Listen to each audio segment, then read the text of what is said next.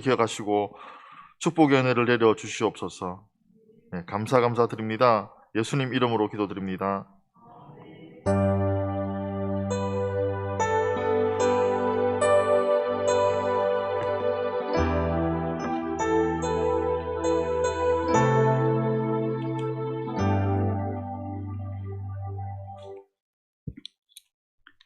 우리 다 같이 일어나셔서 하나님 말씀 봉독합니다. 역대상 16장 7절에서 11절까지 같이 한 음성으로 봉독하겠습니다. 그날에 다윗이 아삽과 그의 형제를 세워 먼저 여호와께 감사하게 하여 이르기를, 너희는 여호와께 감사하며 그의 이름을 불러 아뢰며 그가 행하신 일을 만민 중에 알릴지어다. 그에게 노래하며 그를 찬양하고 그의 모든 기사를 전할지어다. 그의 성호를 자랑하라. 여호와를 구하는 자마다 마음이 즐거울지로다. 여호와와 그의 능력을 구할지어다. 항상 그의 얼굴을 찾을지어다. 아멘. 우리는 지난주 한 해를 돌아보면서 추수감사절 예배를 드렸습니다. 그렇다고 해서 하나님께 감사하는 마음이 그것으로 끝난 것은 아닙니다. 그리스도인을 그리스도인답게 하는 것이 있다면 항상 그 입술에 감사하는 말과 또 마음에 하나님께 감사하는 마음을 꼭 품고 살아가는 일이라고 생각합니다. 그리스도인에게 감사는 호흡과 같아야 됩니다. 세상 사람이나 믿는 사람들이 말하기를, 조 장로님은, 조 권사님은, 조 집사님은 입에 감사를 달고 산다 라고 일컬음 받을 만큼 우리 신앙에 감사가 풍성해져야 됩니다. 그렇게 감사할 때에 그것이 하나님을 영화롭게 하는 제사가 되고, 또 감사할 때에 내 영혼이 기쁘고 행복하고, 또 감사를 고백할 때에 듣는 이에게도 마음의 따뜻함을 전하게 됩니다. 그렇게 감사해야 되는 이유가 있다면, 첫째로 우리가 늘 숨 쉬는 것 자체가 하나님의 은혜잖아요. 기적이잖아요.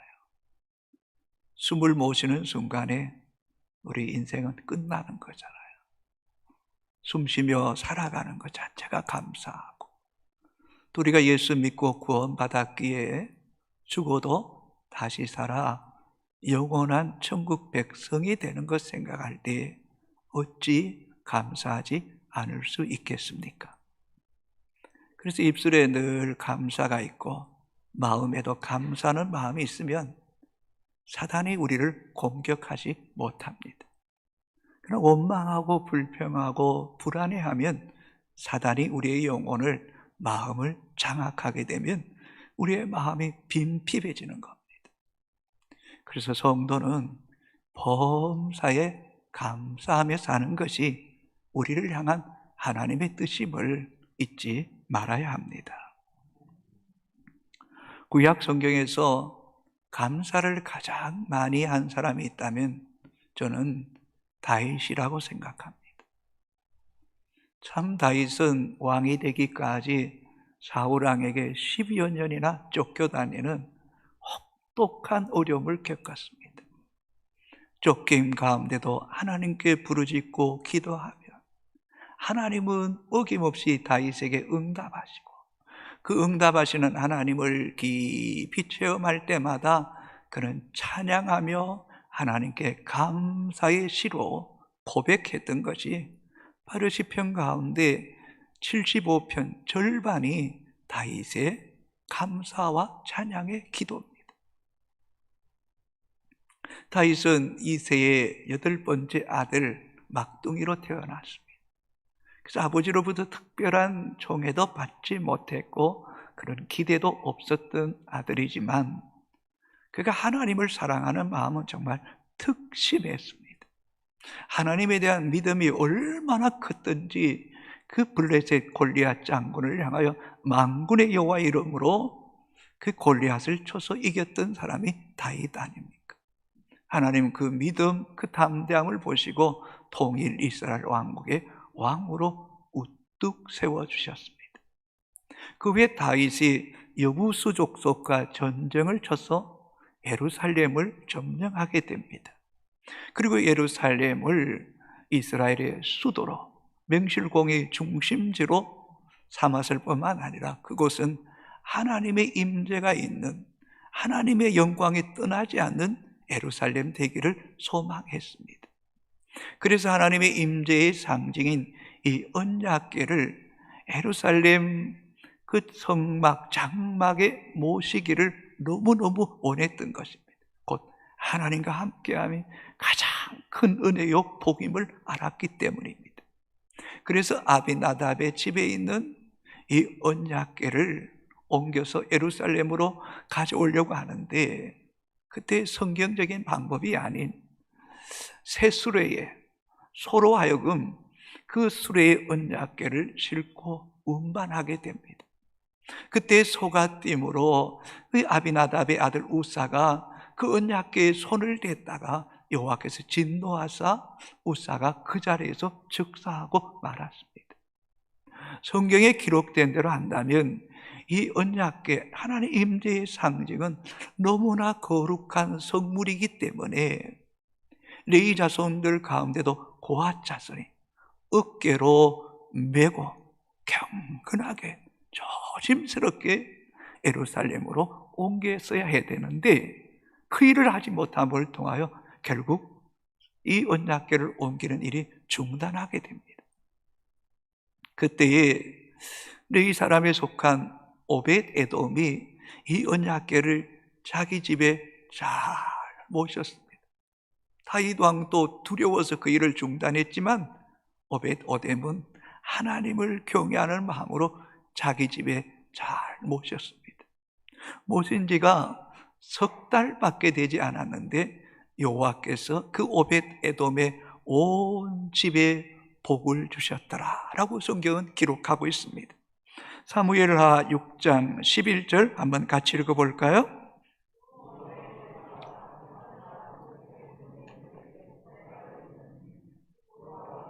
오벳 에돔과 그의 온 집에 복을 주신지라. 인간적으로 생각하면 석 달밖에 있지 않았는데 어떻게 여호와께서 그 온 집에 복을 주셨을까 하는 그런 의구심도 가질 수 있습니다. 그러나 여러분, 우리가 믿고 섬기는 하나님이 만복의 근원이 있습니다. 하나님이 복을 주시면 뭐 하루 상간에도 엄청난 복을 주실 수 있는 분 아니겠습니까, 여러분? 여러분, 우리는 이 말씀을 통해서 정말 믿음의 성도들이 하나님을 진실되게 두려워하는 마음, 그의 법도에 순복할 때에 하나님께서 복을 주신다는 사실을 잊지 않게 되기를 바랍니다. 이 복이 오벳 에돔의 집에 임하였다는 그 소문이 다윗 왕의 귀에까지 들리게 됩니다. 하나님을 향한 열심히 특심했던 다윗 또한 그 오벳 에돔에 임한 그 복이 자신과 온 이스라엘 백성이 임하기를 소망하며 이제는 하나님의 말씀대로 레위 자손 가운데 고핫 자손을 알고 그 언약궤를 메고 예루살렘으로 옮기게 했습니다. 역대상 16장 1절 같이 읽겠습니다. 하나님의 궤를 메고 들어가서 다윗이 그것을 위하여 친 장막 가운데 두고 번제와 화목제를 하나님께 드리니라. 다윗이 그토록 원했던 이 하나님의 언약궤를 예루살렘 이 장막 가운데 모시고 하나님께 번제와 화목제, 헌신과 하나님과 연합하여 하나 되기를 원하는 제사를 드린 겁니다. 그리고 7절을 같이 읽겠습니다. 같이 읽습니다. 그날에 다윗이 아삽과 그의 형제를 세워 먼저 여호와께 감사하게 하여 이르기를, 그날에 예루살렘 언약궤가 들어왔을 때에 다윗은 아삽 노래하는 사람들 그 형제들을 세워서 먼저 여호와께 감사했다는 거예요. 왜요? 다윗 왕은 만사가 하나님 손에서 왔음을 알고 있기에 먼저 하나님께 감사한 거예요. 이 먼저라는 것을 강조하고 있는 거예요. 이 먼저라는 단어는 히브리어 로시라는 단어인데 시작, 처음, 우선, 처음, 머리, 꼭대기라는 그런 뜻이에요. 처음부터 먼저 우선적으로 하나님께 감사했다는 거예요. 감사했다는 거예요.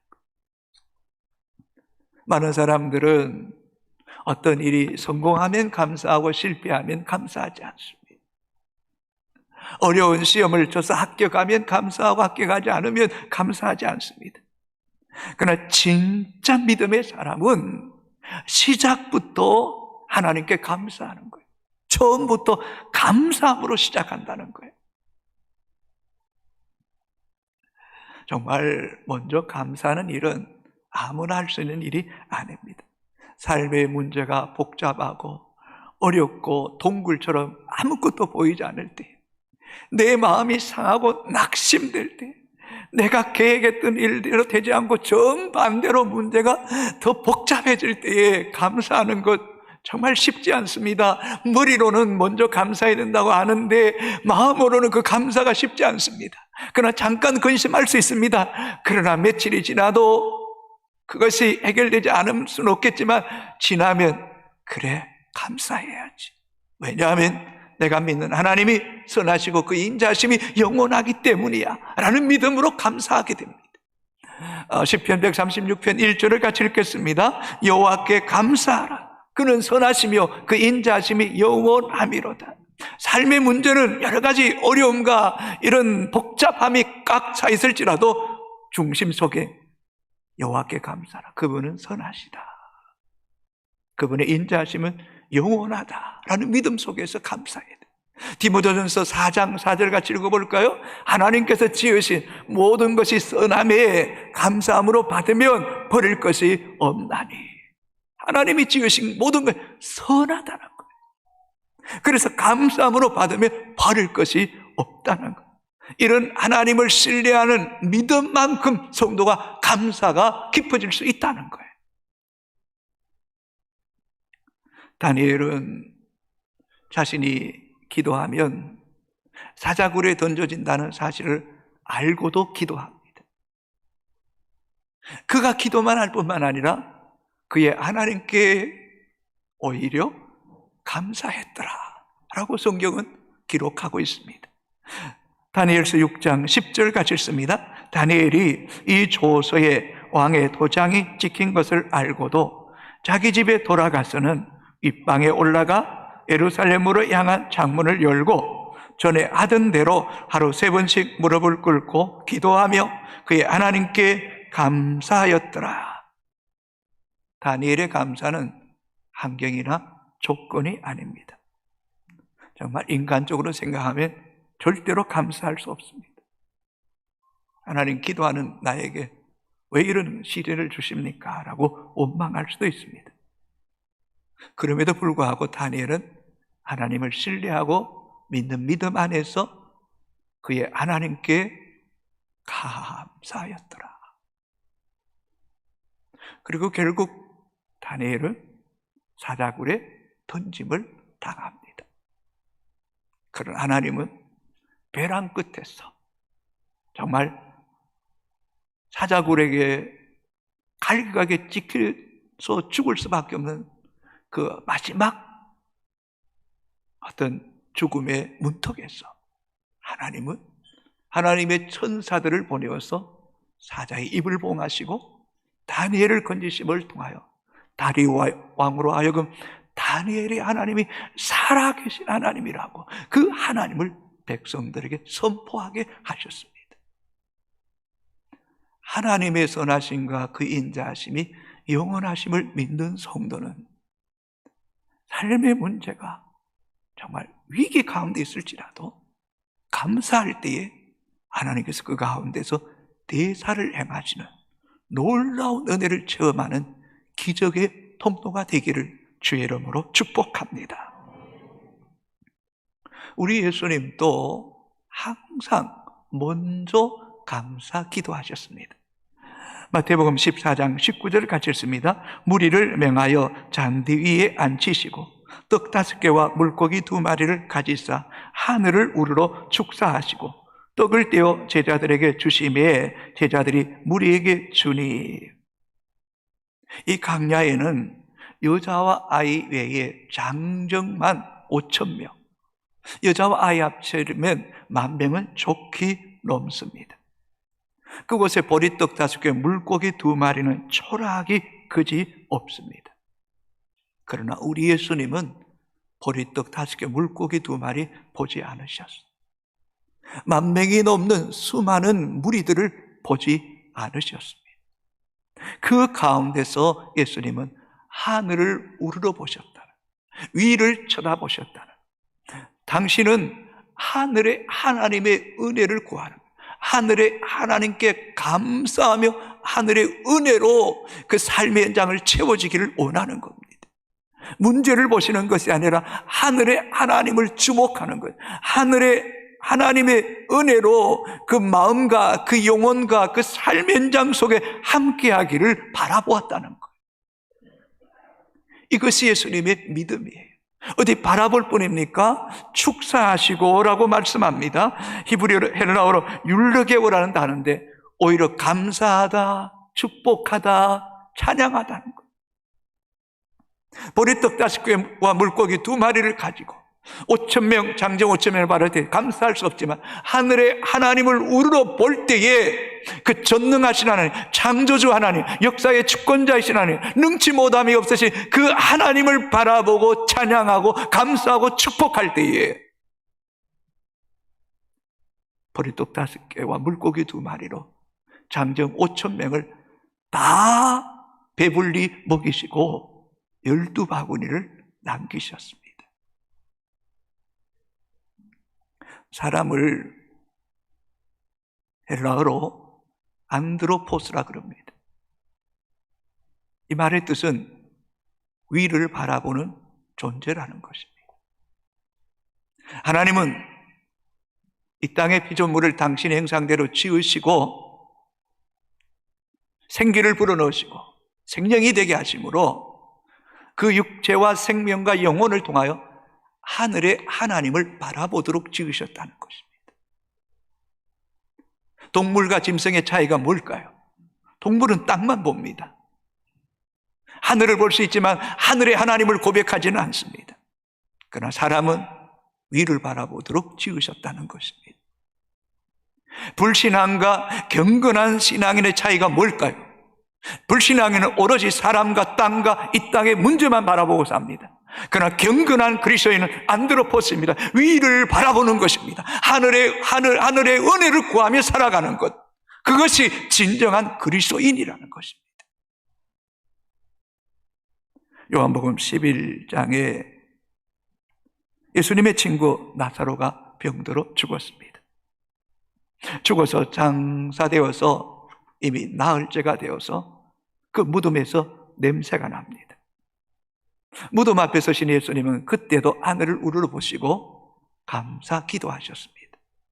요한복음 11장 40절 41절 같이 읽겠습니다. 예수께서 이르시되 내 말이 내가 믿으면 하나님의 영광을 보리라 하지 아니하였느냐 하시니 돌을 옮겨 놓으니 예수께서 눈을 들어 우러러 보시고 이르시되 아버지여 내 말을 들으시는 것을 감사하나이다. 예수님 무덤 보지 않았습니다. 죽은 송장의 냄새를 쿡쿡 맡지 않으셨어요. 나사로의 그 나흘이 되었으니 그 팔레스타인 지방의 그 뜨거운 열기에 상한 걸 보지 않으셨어요. 시신이 훼손된 걸 보지 않으신 거예요. 하늘을 우러러 보신 거예요. 뭐라고 말씀합니까? 내 말이 내가 믿으면 하나님의 영광을 보리라고 말씀했던 것처럼 돌을 옮겨 놓아라. 옮겨 놓았어요. 그리고 하늘을 우러러 보신 거예요. 이르시되 아버지여 내 말을 들으시는 것을 감사하나이다. 지금까지도 들으셨고 또 지금도 들으실 것을 믿고 감사함으로 기도하고 나사로를 향하여 나사로야 나사로야 놓으라 하시니 나사로가 수족을 배로 동인 채로 걸어 나온 기적을 보게 하셨습니다. 하나님의 사람들은 안 들어pos어야 됩니다. 위를 바라보는 존재여야 됩니다. 하늘의 은혜를 구할 때에 하늘의 능력과 지혜를 주시는 분이 우리가 믿는 하나님이잖아요. 오늘 보면 다윗은 믿음의 사람들이 이렇게 선포합니다. 8절입니다. 너희는 여호와께 감사하며 그 이름을 불러 아뢰며 그가 행하신 일을 만민 중에 알릴지어다. 먼저 여호와께 감사라고 말씀하고 8절에도 너희는 여호와께 감사하며라고 말씀합니다. 성도 여러분, 감사를 뒤로 미루지 마십시오. 특별한 은혜를 주실 때 하나님께 감사를 많이 하십시오. 그럴 때에 하나님께서 더 감사의 제목들이 풍성하도록 또 내일 또 장래에도 우리에게 은혜를 주실 거예요. 일본의 기독교 사상가인 우치무라 간조는 이렇게 말했습니다. 같이 한번 읽어볼까요? 하나님께서 이미 내려주신 은혜에 대하여 감사하라. 그리하면 하나님께서는 다시 새로운 은혜를 내려주실 것이다. 여러분, 이미 주신 것 감사 많이 하세요. 그럴 때 하나님께서 내일도 장래에도 미래에도 우리에게 더 많은 감사로 충만하게 채워주실 줄로 믿습니다. 다윗은 여호와께 감사하며라고 끝내지 않습니다. 그 이름을 불러 아뢰며 그가 행하신 일을 만민 중에 알릴지어다. 여러분, 수직적으로 하나님께 감사하는 것만으로 끝내지 마십시오. 우리 인생 가운데 그분께서 행하신 놀랍고 귀한 일들을 만민에게 알리기를 원하십니다. 여러분의 감사가 또 다른 사람에게도 더 감사가 풍성해지도록 하나님의 행하신 귀한 일들을 자랑하라는 것입니다. 이것이 교만해서 자랑하는 것이 아닙니다. 하나님이 우리 삶 가운데 행하신 일이 너무나 놀랍고 풍성하기에 그것을 나누라는 것입니다. 나눌 때에 내 안에 감사가 더 풍성해지고 듣는 이에게 풍성하고 또 감사로 하나님을 영화롭게 하고 또 그 감사는 우리에게 더 풍성한 감사의 은혜를 심어주시는 감사의 씨앗을 더 많이 뿌려주시는 은혜를 우리에게 허락해 주실 줄로 믿습니다. 9절을 같이 읽습니다. 그에게 노래하며 그를 찬양하고 그의 모든 기사를 전할지어다. 여러분, 아무나 노래하고 찬양하는 것 아니지 않습니까? 마음이 막 불쾌한데, 속이 상한데, 기분이 나빠서 뚜껑이 열릴 것 같은데 노래하라 그러면 그 고문이잖아요. 그러나 본문을 보세요. 먼저 여호와께 감사하고 그분께서 행하신 일들을 만민에게 알리고 자랑하고, 그럴 때 나도 모르게 내 내면에 노래가 있고 찬양이 있고 그 모든 기사를 또 전하고 싶은 마음이 자꾸 불일 듯 일어나게 하는 거예요. 이 감사의 바이러스를, 코로나 바이러스가 감사 바이러스를 자꾸 퍼뜨리는 사람이 되는 거예요. 그게 하나님께 영광이 되는 거죠. 그래서 특별한 사람들은 하나님께서 베푸신 놀라운 은혜와 감사를 체험한 이들이 작사 작곡을 해서 또 다른 사람으로 하여금 그 찬양을 노래하게 하는 거예요. 이럴 때 하나님이 얼마나 기뻐하시겠습니까? 여러분, 감사가 풍성해질수록 하나님이 기뻐하시고 우리 인생이 더 행복해지는 은혜가 있게 될 줄로 믿습니다. 여러분, 10절 11절 읽어볼까요? 그의 성호를 자랑하라. 여호와를 구하는 자마다 마음이 즐거울지로다. 여호와 그의 능력을 구할지어다. 항상 그의 얼굴을 찾을지어다. 여러분, 이 10절 11절 말씀을 통해서 분명하게 알 수 있는 것은 이 다윗은 안드로포스의 삶을 살았다는 거예요. 위를 바라보는 존재로 살았다는 거예요. 삶의 문제나 사람을 바라본 사람이 아니었대. 그 성호를 자랑하라. 그 성호, 하나님의 거룩한 그 이름, 전능자의 이름, 역사의 주권자이신 이름, 그 창조주 이름을 찬양하는 거예요. 그리고 그 여호와를 구하는 자마다 마음이 즐거워지는 거죠. 다시 한번 성경 띄워주십시오. 여호와 그 능력을 구할지어다. 그 얼굴을 찾을지어다. 그럴 때 그게 복이죠, 복이죠. 10절 11절입니다. 다시 한번 더 읽어볼까요? 10절 11절 우리 뒤로 빼겠어요. 같이 읽겠습니다. 그의 성호를 자랑하라. 여호와를 구하는 자마다 마음이 즐거울지로다. 여호와 그의 능력을 구할지어다. 항상 그 얼굴을 찾을지어다. 아멘. 여러분, 스데반 집사 보십시오. 돌에 맞아 죽는 순간에도 하늘을 우러러보며 하나님 보좌 우편에 예수 그리스도께서 서신 것을 보잖아요. 그럴 때 그의 얼굴이 천사의 얼굴 같았다라고 성경은 기록하지 않습니까, 여러분? 그리스도인의 삶은요, 땅을 바라보는 사람이 아니에요. 위를 바라보는 사람이에요. 안드로포스의 삶을 살아가는 사람이요, 그 마음이 즐거운 거예요. 그 성호를 자랑하고 그 여호와 능력을 구하고 항상 그 얼굴을 구하는 자에게 하나님은 은혜 베푸시기를 원하시고 평강 주시기를 원하시고 복 주시기를 원하시고 지켜주시기를 원하시는 하나님이신 줄로 믿습니다, 여러분. 틀림없습니다, 여러분. 우리도 다윗처럼, 예수님처럼, 다니엘처럼 언제나 하늘을 우러러보십시오. 사람을 보며 세상을 볼 때 만족함이 없었는데 나의 하나님 그분을 바라볼 때 나는 만족하였네. 그래서 성도가 믿음이 깊어진다는 것은 또 다르게 표현하면 주바라기가 되는 거예요. 늘 주의 은혜, 주의 얼굴, 주의 능력, 그 성호를 자랑하는, 그게 진짜 믿음의 성도가 되는 거예요. 믿음의 사람 강내우 성악가가 있어요. 포그마트 미션 대표인데 아주 부산 사람이에요. 부모님들이 스페인 이렇게 물고기 잡는 그런 일을 했대요.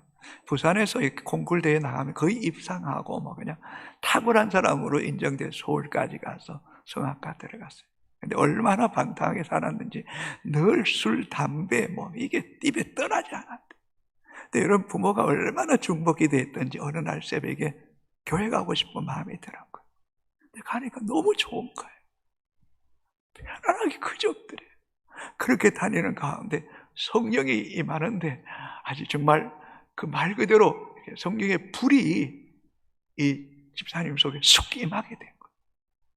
그렇게 임하자 기도하고 눈물을 결단하고 그때부터요, 술, 담배 다 끊어버렸대. 그렇게 욕했는데 욕이 안 되더래. 이렇게 휴지 같은 거 다 버리겠네. 버릴 수가 없더래. 그러면서 하나님 앞에 자기가 자신을 드려야 되겠다 싶은 생각이 들어서 이탈리아로 이제 성악가로 유학 가게 되는 거죠. 가보니까 널린 게 한국 성악가들이 2-3천 명은 좋게 되겠더래요. 그래서 전 세계에서 온 사람들이 국제 콩쿨 대회에 나가면 자기 말로 그래 20-30회 나갔는데 한 번도 1차에 된 적이 없대. 다 탈락했대. 그래서 다시 마음속에 내가 다시 새벽 기도해야 되겠다. 하나님 부르짖어야 되겠다. 로마에 있는 이탈리아에 있는 이 성악가들이 3가지 금기 사항이 있대. 첫째는 새벽 기도하지 마라. 두 번째는 통성 기도하지 마라. 세 번째는 한국어로 노래 부르지 마라. 근데 마음이 갈급하니까요, 이 금기사항을 나는 다 지키겠다. 그걸 새벽 기도하고 통성 기도하고 찬양으로 하나님께 영광 돌리기 애썼었어요. 그러는 가운데 기도하는데 어느 날 뭔가 손이 나오더니 자기 입속으로 쑥 들어가더래요. 그때부터 이탈리아식 이 벨칸토라는 아름다운 소리를 내는 시작한 거예요. 뭔가 성대가 확 열린 거예요. 근데 그때부터 이게 발표에 나가서 입상했으면 좋겠지만 또 떨어지는 거예요. 그래서 또 기도하는 거죠. 새벽에 기도하는데 하나님께서 이런 마음 주시더래요. 너 잘 되어서 내한테 영광 돌릴 생각하지 말고 지금 찬양으로 내게 영광 돌려라 라는 그런 감동 주시더래요. 그래서 한인교회와 미주 투어를 하면서 다니면서 하나님께 찬양으로 영광 돌렸대. 근데 그때부터요, 이 국제 콩쿨대에 나가면 8번 연속 입상하는 거예요. 너무너무 하나님께서 그를 우뚝 세워주시는 거예요. 그래서 그는 고백했어요. 내가 먼저 감사하고 먼저 그의 나라를 구하고 먼저 하나님을 찬양하니까 하나님께서 내게 은혜를 주시더라는 거예요. 그래서 그는 이 마태복음 6장 33절의 말씀을 가장 중요하게 여긴데 같이 읽겠습니다. 그런즉 너희는 먼저 그의 나라와 그의 의를 구하라. 그리하면 이 모든 것을 너에게 더하시리라. 이게 하나님의 자녀에게 주시는 축복의 공식이라는 거예요. 먼저 하나님의 나라 의를 구하면 이 모든 것을 더하여 주신다는 거예요. 그래서 국내 기국에서 여러분 소위 말하는 온누리교회, 순복음교회 또 여러 대형 교회 지위를 1부, 2부, 3부 4개 교회를 지휘할 뿐만 아니라 결혼했는데 하나님께 자녀를 주지 않아서 기도하는 가운데 입양하기로 결정한 거예요. 근데 입양을 4명이나 중학생, 초등학생, 3년 된 아이를 입양해서 키우는데요. 얼마나 잘 키우는지. 이 자녀를 잘 키우기 위해서 일주일 하나님 금식 기도하면서 기도했대요. 그리고 이 중학교 1학년 아이를 입양해서 키우는 게 만만치 않잖아요. 스마트폰 주초 문제, 이 성적인 문제를 두고 하나님께 이 강래호 집사가 일주일 금식하는 가운데 이 아들이 나도 금식하겠다. 그래서 이 아들과 4가지 약속하는 거예요. 혼전 순결 지키겠다. 술 안 하겠다. 담배, 스마트폰 하지 않겠다. 결단하고 이렇게 하나님 앞에 쓰임받아서 정말 하나님의 그 살아계심을 찬양으로 삶으로 영광 돌리는 거예요. 얼마나 귀한데. 여러분 먼저 감사해야 돼요. 먼저 그의 나라를 구하고 먼저 하나님의 뜻을 구할 때에 하나님께서 우리의 삶을 축복해 주실 줄로 믿습니다. 집이 없어서 이 아이들을 키우기 위해서 기도하는 가운데 경기도 가평에 하나님이 집을 주시는데 3층짜리 집을 주시는데 방이 6개, 화장실이 3개짜리 집을 주시는데 기적 같은 집을 주시는데 하나님의 은혜가 얼마나 큰지 말로 다 표현할 수 없다는 것. 우리는 종종 하나님의 뜻이 뭘까?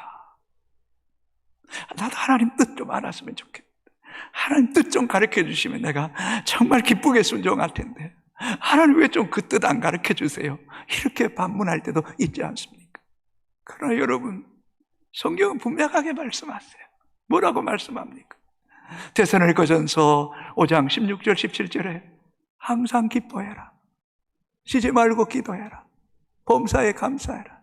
이는 그리스도 예수 안에서 너희를 향하신 하나님의 뜻이니라. 하나님 뜻이에요, 여러분. 범사에 감사하는 게 하나님 뜻이라니까요. 쉬지 말고 기도하세요. 내일 염려하지 말고 기도하세요. 그게 하나님 뜻이에요. 하나님을 신뢰하고 선하시고 인자하시고 영원하신 그 하나님을 기뻐하세요.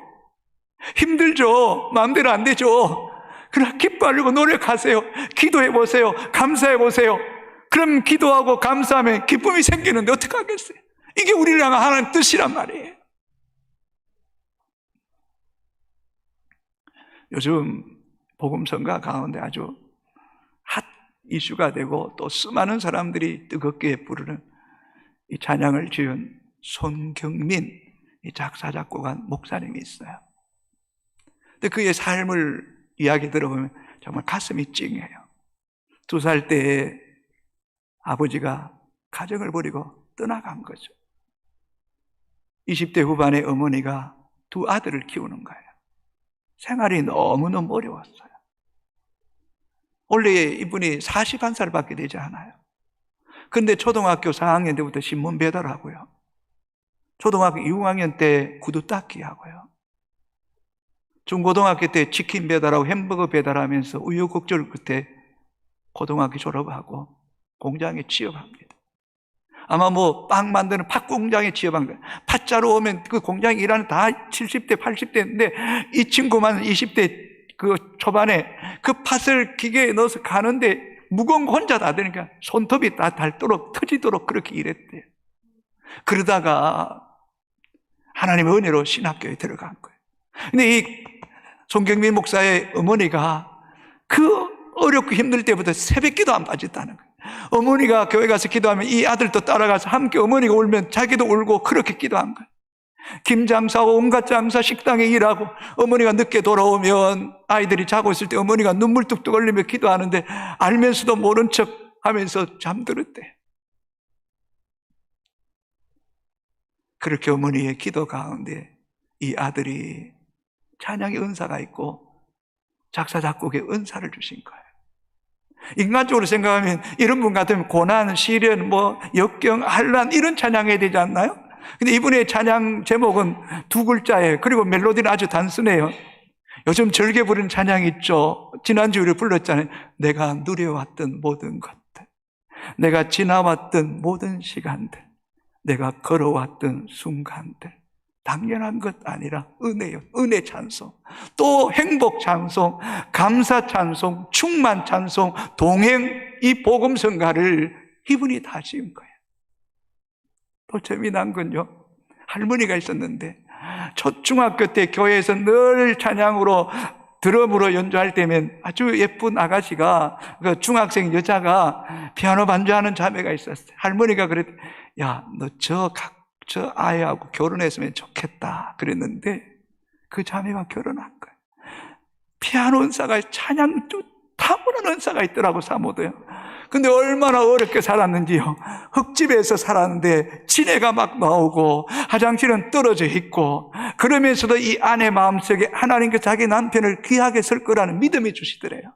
그래서 3명의 자녀를 두었을 뿐만 아니라 이 찬양 목사로 사역하며 곡으로 하나님께 영광을 돌리는 거예요. 오늘 그분이 지은 찬양을 좀 부르려고 해요. 감사라는 찬양이에요. 가사를 한번 읽어볼게요.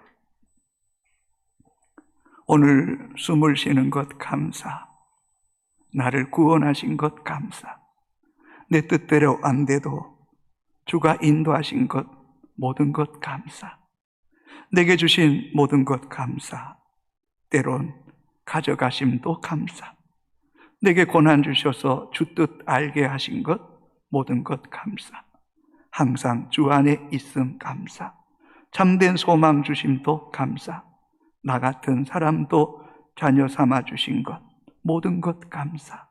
주님 감사해요. 주님 감사해요. 내가 여기까지 온 것도 은혜입니다. 주님 감사해요. 주님 감사해요. 나를 사랑하신 주 사랑 감사합니다. 성도 여러분, 이 송경민 목사의 삶이 안드로포스, 위를 바라볼 때, 위로부터 은혜를 주실 때, 자신이 그렇게 어려우면서도 자기 인생이 불행하다고 한 번도 생각해 보지 않았다. 오히려 감사, 은혜, 충만, 동행, 이런 찬양을 부르게 하시는 것, 이게 하나님이 우리에게 베푸시는 기적 아니겠습니까, 여러분? 아무리 세상에 많은 것과 내 심령이 곰핍하고 메마르고 원망하면 그게 어떻게 행복입니까? 주님 안에 있을 때, 위를 바라볼 때 이런 찬양, 이런 노래가 우리 인생이 되기를 주의 이름으로 축복합니다. 우리 찬양하겠습니다. 다 같이 일어나 찬양합시다.